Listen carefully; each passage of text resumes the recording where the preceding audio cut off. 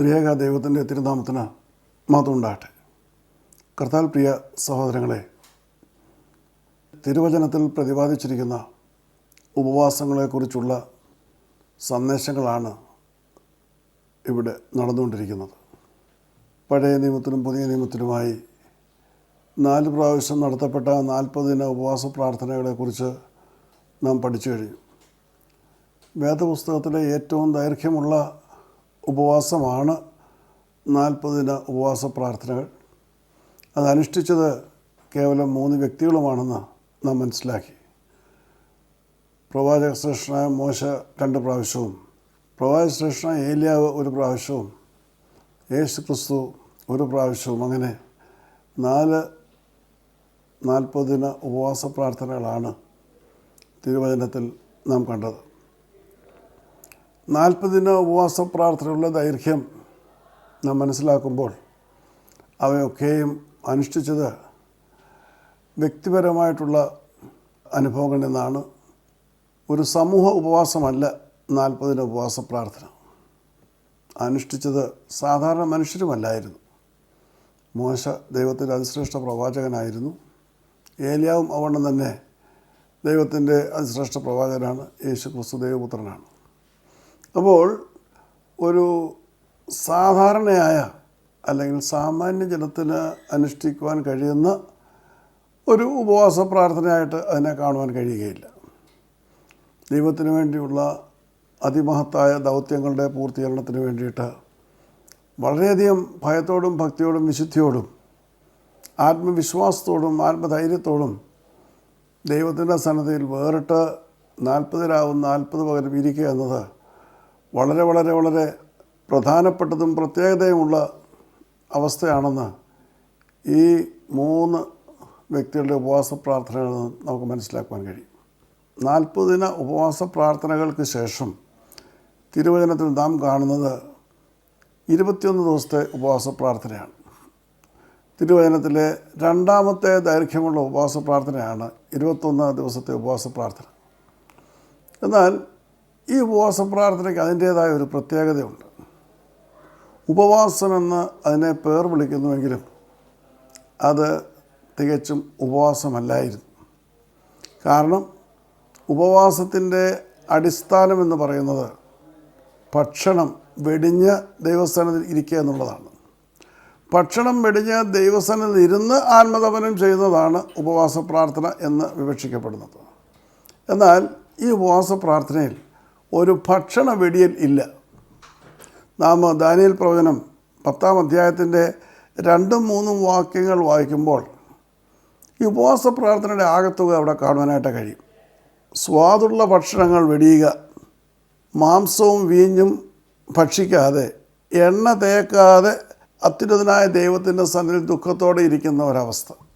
അപ്പോൾ ചില പ്രത്യേകമായ സ്വാദേറിയ ശരീരത്തിന് വളരെയധികം പോഷകങ്ങൾ നൽകുന്നതായിട്ടുള്ള ഭക്ഷണ പദാർത്ഥങ്ങൾ വെടിഞ്ഞ്, വീഞ്ഞ് കുടിക്കാതെ, എണ്ണ തേക്കാതെ ഇരിക്കുന്ന ഒരു അവസ്ഥയ്ക്കാണ് ഇവിടെ ഉപവാസമെന്ന് പേർ വിളിക്കുന്നത്. അപ്പോൾ ഇതൊരു ഉപവാസ പ്രാർത്ഥനയാണെന്ന് പറയാൻ സാധ്യമല്ല. എന്നാൽ ഭക്ഷണം കഴിക്കുമ്പോഴും ഭക്ഷണം കഴിക്കുന്നുണ്ട്.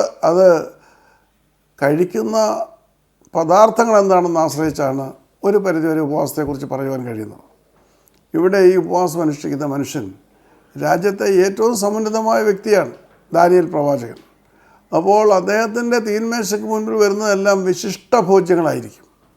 അപ്പോൾ അങ്ങനെയുള്ള അതിവിശിഷ്ടമായ ഭോജ്യങ്ങളൊക്കെ മാറ്റിവെച്ചിട്ട് വെറും സാധാരണയായിട്ടുള്ള കാര്യങ്ങൾ മാത്രം ഭക്ഷിച്ച്, മാംസം വെടിഞ്ഞ്, അതുപോലെ വീഞ്ഞ് വെടിഞ്ഞ്, ഒരു പ്രത്യേകമായ നിയന്ത്രണം ഭക്ഷണത്തിന് ഏർപ്പെടുത്തിക്കൊണ്ട് നടത്തുന്ന ഉപവാസമാണ് ഇവിടെ നാം കാണുന്നത്.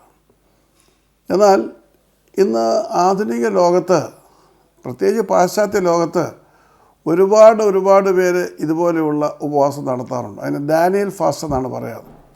40 ദിവസം അല്ലെങ്കിൽ 21 ദിവസം ഫാസ്റ്റിംഗ് എന്ന് പറയും, ഡാനിയൽ ഫാസ്റ്റിംഗ് എന്ന് പറയും. കാരണം എന്തെന്നറിയാമോ? ഇതിനകത്ത് പ്രത്യേക നിയന്ത്രണങ്ങളൊന്നുമില്ല. ഭക്ഷണം വെടിയുക എന്നൊരു പ്രക്രിയ ഈ ഡാനിയൽ ഫാസ്റ്റിലില്ല. ഭക്ഷണത്തിന് നിയന്ത്രണം വരുത്തുന്ന ഒരു ഉപവാസമാണ്.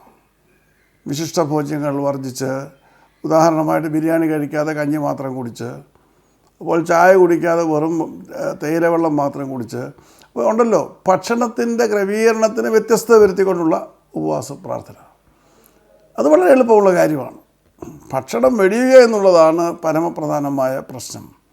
അപ്പോഴാണ് വിശപ്പ് നമ്മളെ കാർന്നിരുന്നത്. പക്ഷേ വിശപ്പിന് നമ്മൾ എന്തെങ്കിലും ഭക്ഷണം കഴിച്ചുകൊണ്ട് വയറിനെ പോഷിപ്പിച്ചുകൊണ്ടിരുന്നാൽ നമുക്ക് പ്രശ്നങ്ങളൊന്നുമില്ല, ശാരീരികമായ അസ്വസ്ഥതകൾ വരികയില്ല. ഇന്ന ഭക്ഷണം കഴിക്കണമെന്നൊരിക്കലും വയർ ആവശ്യപ്പെടുന്നില്ല. വയറിന് ആവശ്യമായ ഭക്ഷണം ചെന്ന് അതിനെ പൂർണ്ണമായി ദഹന പ്രക്രിയയ്ക്ക് വിട്ടുകൊണ്ടുള്ള ഒരു പ്രോസസ്സാണ് നമ്മുടെ ശരീരത്തിൽ നടക്കുന്നത്. അതുകൊണ്ട് ബിരിയാണി തന്നെ കഴിച്ച് വിശപ്പടക്കണമെന്നൊരിക്കലും വയറ് പറയുകയില്ല. അപ്പോൾ ഭക്ഷണം പൂർണ്ണമായിട്ട് വെടിയുകയല്ല. ഇതിവിടെ ഭാഗികമായിട്ട് ഭക്ഷണത്തിൻ്റേതുള്ള ക്രമീകരണത്തിന് വ്യതിയാനം വരുത്തിക്കൊണ്ടുള്ള ഒരു ഉപവാസത്തിലാണ് ഇവിടെ ദാനിയേൽ ഫാസ്റ്റ് എന്ന് പറയുന്നത്. അപ്പോൾ നാം ഈ പറയുമ്പോൾ എന്തുകൊണ്ട് ഇപ്രകാരം അദ്ദേഹം ഒരു ഉപവാസം അനുഷ്ഠിച്ചു എന്നുള്ളതുകൂടെ നാം മനസ്സിലാക്കണം. 4 രാജാക്കന്മാരുടെ കൂടെ അതിപ്രധാനമായിട്ടുള്ള ഭരണ സാരഥ്യം വഹിച്ച വ്യക്തിയാണ് ദാനിയേൽ പ്രവാചകൻ. നെബൂഖദ്നേസർ രാജാവ്, അത് ബെൽഷസ്സർ, ദാര്യാവേശ്, കോരശ് തുടങ്ങിയ 4 രാജാക്കന്മാരുടെ കൂടെ മുഖ്യ ഉപദേഷ്ടാവായിട്ട് അദ്ദേഹം പ്രവർത്തിച്ചിരുന്നു.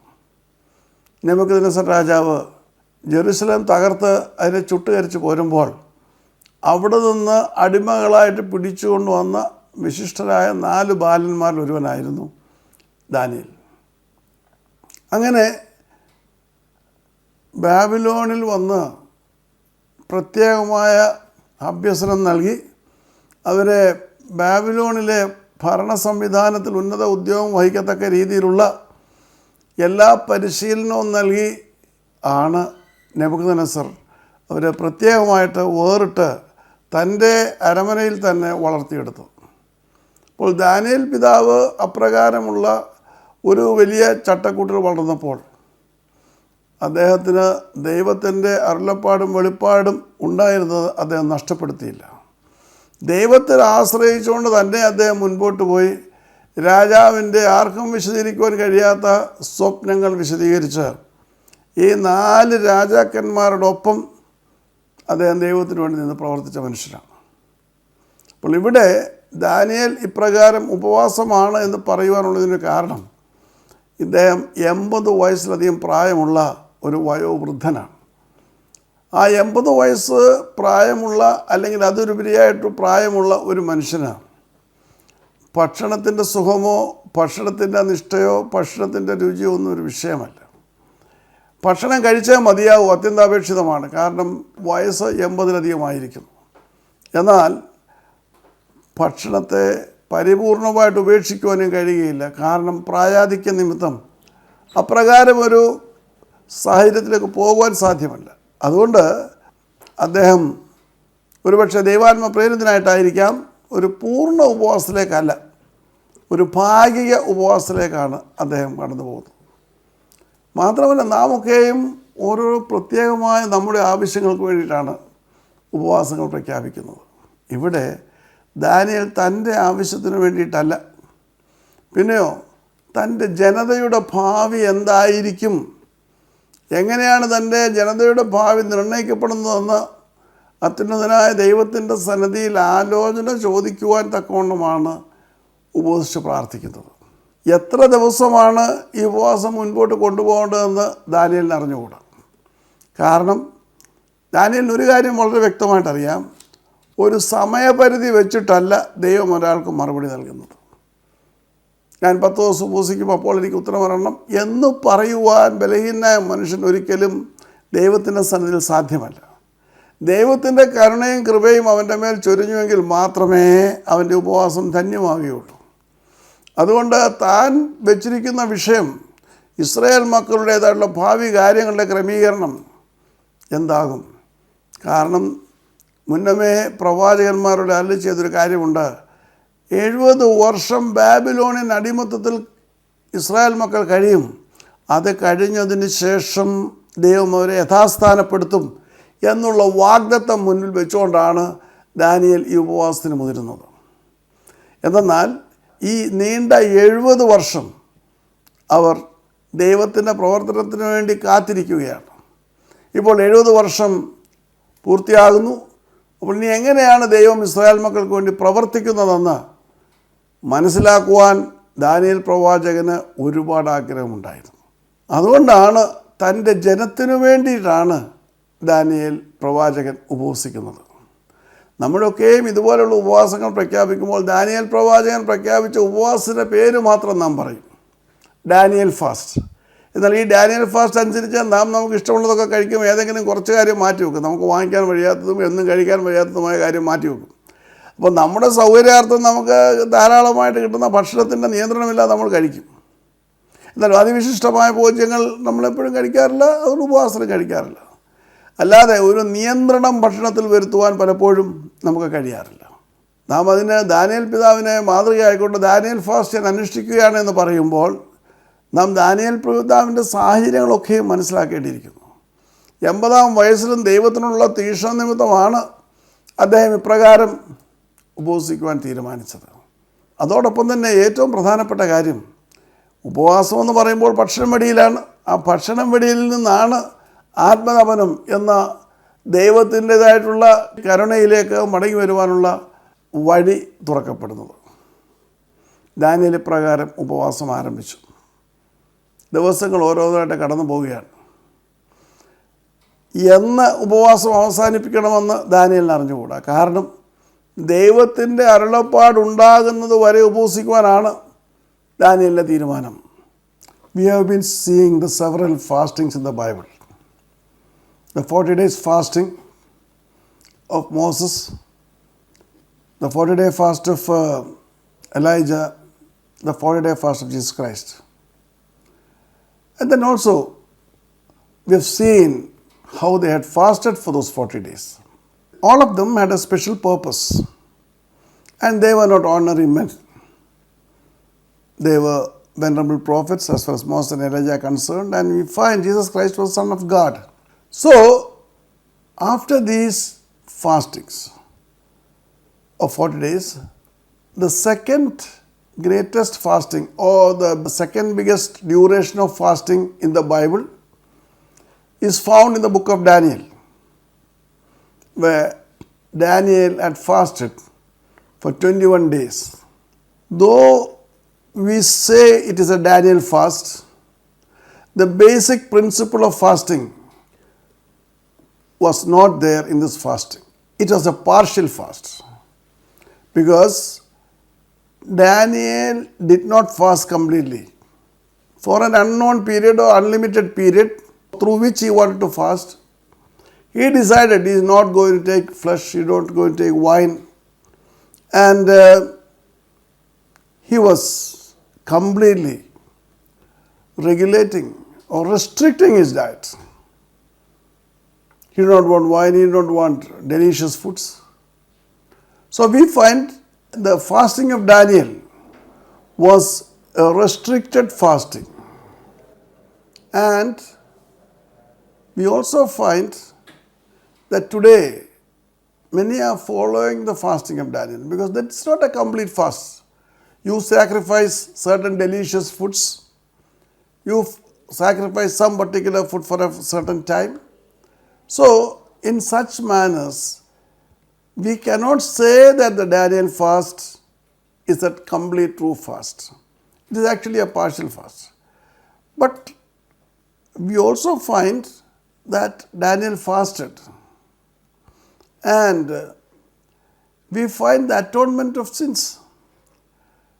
That is the second part of the fasting.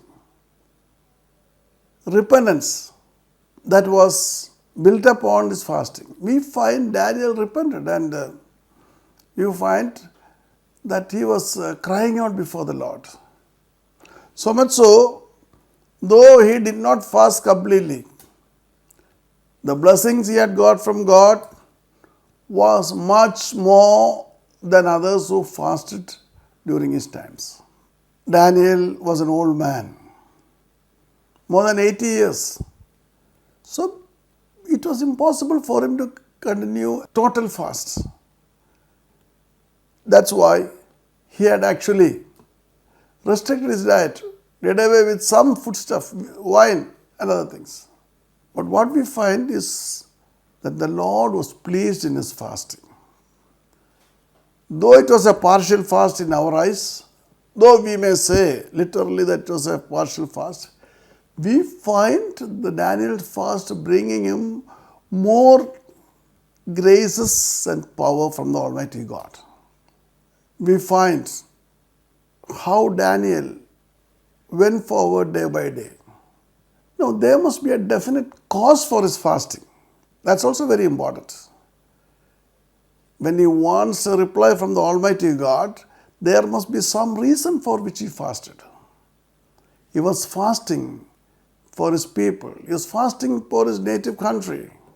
He was in Babylon. He was in the palace. There was no need for any luxury for him because he had all luxury. He was living. He is the third highest ruler in the country.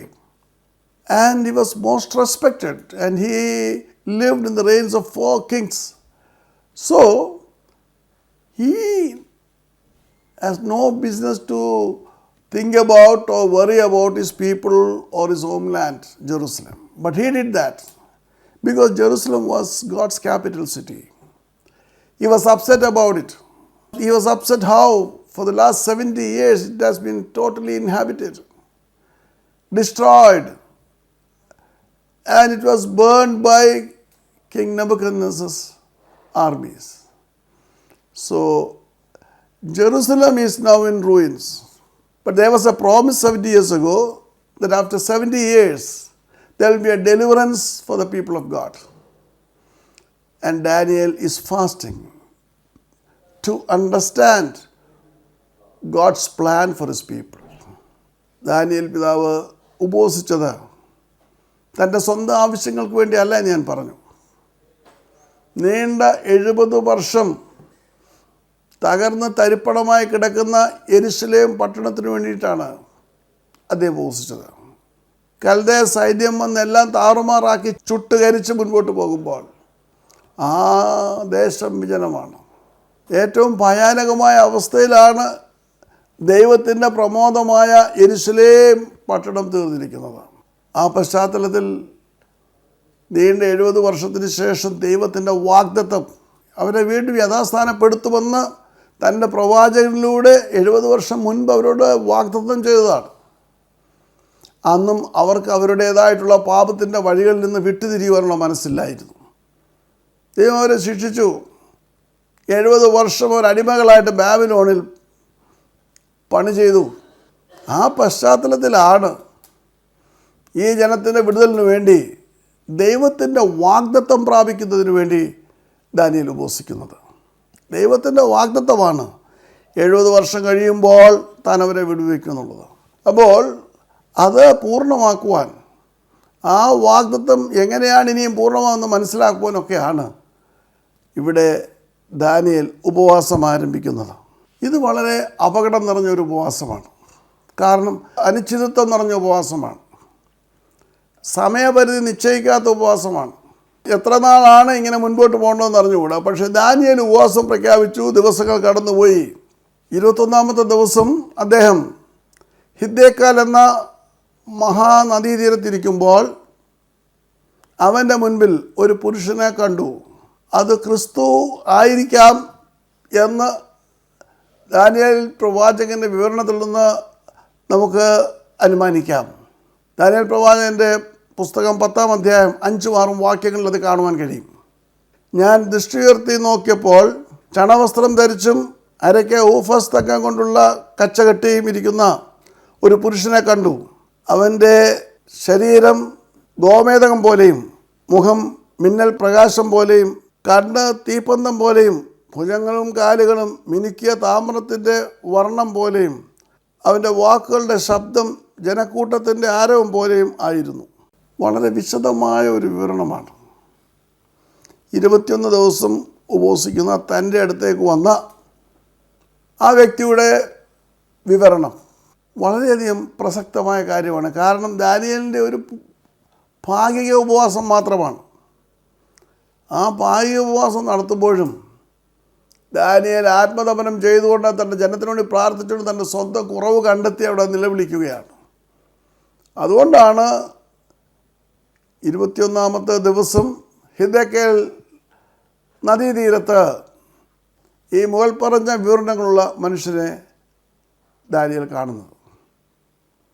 ഇതേ രീതിയിൽ ഏതാണ്ട് സാമ്യമുള്ള വിവരണമാണ് യോഹന്നാൻ ശ്ലീഹ വെളിപ്പാട് പുസ്തകത്തിൽ യേശുക്രിസ്തുവിനെ കണ്ടിട്ട് നൽകുന്നത്. അപ്പോൾ ഇവിടെ നാം കാണുന്നത് ദൈവത്തിൻ്റെ സന്നിധിയിൽ പരമാർത്ഥ ഹൃദയത്തോടെ ഉപവസിക്കുമ്പോൾ അവിടെ യേശുവിൻ്റെ സാന്നിധ്യമുണ്ട്, ദൈവത്തിൻ്റേതായിട്ടുള്ള ബലമുണ്ട്, മുൻപോട്ട് പോകുവാൻ തക്കതിനവണ്ണം ദൈവത്തിൻ്റെ കൃപ ദൈവം ചൊരിയും.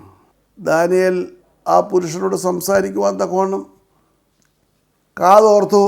10-ാം അധ്യായത്തിലെ 12-ാം വാക്യത്തിൽ നാം ഇപ്രകാരം വായിക്കുന്നു: ദാനിയേൽ, നീ ഭയപ്പെടേണ്ട, നീ തിരിച്ചറിയേണ്ടതിനും ദൈവത്തിന് മുൻപ് നിന്നെ തന്നെ വിനയപ്പെടുത്തേണ്ടതിനും മനസ്സ് വെച്ച ആദ്യ ദിവസം മുതൽ നിൻ്റെ വാക്കുകൾ കേട്ടിരിക്കുന്നു. നിൻ്റെ വാക്കുകൾ നിമിത്തം തന്നെ ഞാൻ വന്നിരിക്കുന്നു. അപ്പോൾ ദാനിയേൽ ഉപവാസം പ്രഖ്യാപിച്ച് ഉപവാസം ആരംഭിച്ച ആദ്യ ദിവസം മുതൽ തന്നെ ദൈവത്തിൻ്റെ സന്നിധിയിൽ ദാനിയേലിന് പ്രശംസയുണ്ട്. ദൈവം ദാനിയേലിൻ്റെ ഉപവാസത്തെ കാണുന്നുണ്ട്. അവൻ സ്വയം വിനയപ്പെടുത്തേണ്ടതിന് മനസ്സ് വെച്ച ആദ്യ ദിവസം മുതൽ ദാനിയേലിന് ദൈവത്തിൻ്റെ കാവലും കൃപയും കരുണയുമുണ്ട് എന്ന് ഇവിടെ നാം മനസ്സിലാക്കുന്നുണ്ട്. മറ്റൊരു കാര്യം കൂടി അവിടെ ദാനിയേലിനെ ആ പുരുഷൻ അറിയിക്കുകയാണ്. 10-ാം അധ്യായത്തിൻ്റെ 13-ാം വാക്യത്തിൽ അതുണ്ട്: പാഴ്സി രാജ്യത്തിൻ്റെ പ്രഭു 21 ദിവസം എന്നോട് എതിർത്തുവെങ്കിലും പ്രധാന പ്രഭുക്കന്മാരിൽ ഒരുവനായ മീഖായേൽ എന്നെ സഹായിക്കുവാൻ വന്നു. അവനെ ഞാൻ പാഴ്സി രാജാക്കന്മാരോട് കൂടി വിട്ടിട്ട് നിൻ്റെ ജനത്തിന് ഭാവി കാലത്ത് സംഭവിക്കാനുള്ളത് ഗ്രഹിപ്പിക്കേണ്ടതിന് ഞാൻ വന്നിരിക്കുന്നു. ഇവിടെ വളരെ പ്രധാനപ്പെട്ട 2-3 കാര്യങ്ങൾ നമുക്ക് മനസ്സിലാക്കുവാനുണ്ട്. ഒന്ന്, ദാനിയേലിൻ്റെ ഉപവാസം ഭാഗികമായിരുന്നുവെങ്കിലും അവൻ്റെ ഉപവാസത്തിന് ദൈവസന്നിധിയിൽ വളരെയേറെ പ്രാഗൽഭ്യമുണ്ടായിരുന്നു. കാരണം അവൻ ദൈവത്തിൻ്റെ സന്നിധിയിൽ സ്വയം സമർപ്പിച്ച് വിശുദ്ധി പ്രാപിച്ചാണ് ദൈവത്തോട് നിലവിളിച്ചുകൊണ്ടിരുന്നത്.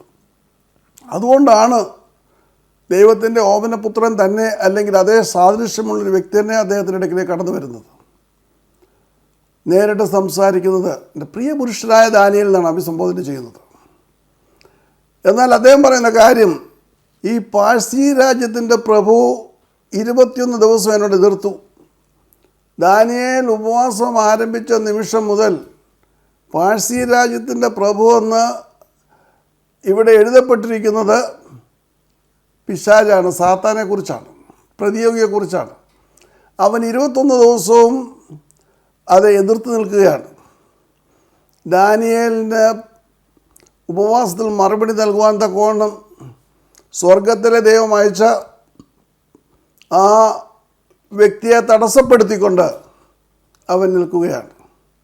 അവസാനം ദൈവത്തിൻ്റെ സർവ്വസൈന്യാധിപനായ മീഖായേൽ വന്ന് അവനെ തകർക്കുവാനും തടസ്സപ്പെടുത്തുവാനും ഇടയായപ്പോഴാണ് ഈ സന്ദേശവാഹകൻ ദാനിയേലിൻ്റെ അടുത്ത് എത്തുവാനും കാര്യങ്ങൾ പറയുവാനും മനസ്സിലാക്കുന്നത്. അപ്പോൾ നാം ഉപവസിക്കുമ്പോൾ നമ്മുടെ ഉപവാസത്തിൻ്റേതായിട്ടുള്ള അനുഗ്രഹങ്ങൾ തടസ്സപ്പെടുത്തുവാനും തടയുവാനും പിശാച് ആവോളം ശ്രമിക്കും. നമ്മുടെ മറുപടികൾക്ക് തടസ്സം വരുവാൻ, താമസം വരുവാൻ അവൻ ശ്രമിക്കും. എന്നാൽ ദാനിയേലിനെ പോലെ ഉപവാസം തുടരുകയും ദൈവത്തിനു വേണ്ടി പ്രവർത്തിക്കുവാൻ സ്വയം സമർപ്പിക്കുകയും ചെയ്യുമ്പോഴാണ് ആ ഉപവാസം അനുഗ്രഹമായി തീരുന്നത്. ദാനിയേൽ ഒരു നിശ്ചിത സമയമാണ് ഉപവസിക്കുവാൻ ക്രമീകരിച്ചതെന്ന് പറയുവാൻ സാധ്യമല്ല. കാരണം അതൊരു അനിശ്ചിത ഉപവാസമാണ്. ദൈവം ഉത്തരമരുളുവോളം ഉപവസിക്കുവാനുള്ള തീരുമാനമായിരുന്നിരിക്കുക ഒരുപക്ഷെ ദാനിയേൽ എടുത്തിരുന്നത്. 21-ാം ദിവസമാണ് അദ്ദേഹത്തിന് അതിമഹത്തായ ആ ദർശനമുണ്ടാകുന്നത്. അപ്പോൾ എൻ്റെ നിങ്ങളുടെ ആത്മീയ ജീവിതത്തിൽ ചില സന്ദർഭങ്ങളിൽ നമുക്ക് പരിപൂർണമായിട്ട് ഉപവസിക്കുവാൻ കഴിയുകയില്ലെങ്കിൽ പോലും ദൈവത്തിന് നമ്മുടെ ഭാഗ്യ ഉപവാസങ്ങളിലും പ്രസാദിക്കുവാൻ കഴിയും. പരമോന്നതമായി ദൈവം പരിശോധിക്കുന്നത് നമ്മുടെ ഹൃദയങ്ങളെയും ഹൃദയേന്ദ്രിയങ്ങളുമാണ്, നമ്മുടെ വിശുദ്ധിയാണ്. നാം എന്തിനു വേണ്ടി ഉപവസിക്കുന്നു എന്നുള്ള ആ ലക്ഷ്യമാണ് ദൈവത്തിൽ നിന്ന് മറുപടി കരസ്ഥമാക്കുവാൻ തക്കോട്ടും മുഖാന്തരമായി തീരുന്നത്. അപ്രകാരം ദാനിയേലിനെ പോലെ ഉപവസിക്കുകയും പ്രാർത്ഥിക്കുകയും ചെയ്ത് സ്വർഗത്തിൻ്റെ അനുഗ്രഹം പ്രാപിക്കുവാൻ, ദൈവത്തിൻ്റെ ശബ്ദം കേൾക്കുവാൻ എന്നെ കേൾക്കുന്ന എല്ലാ പ്രേക്ഷകർക്കും സഹായിക്കട്ടെ എന്ന് പ്രാർത്ഥിച്ചുകൊണ്ട് എൻ്റെ വാക്കുകൾ ചുരുക്കുന്നു. നമുക്ക് പ്രാർത്ഥിക്കാം.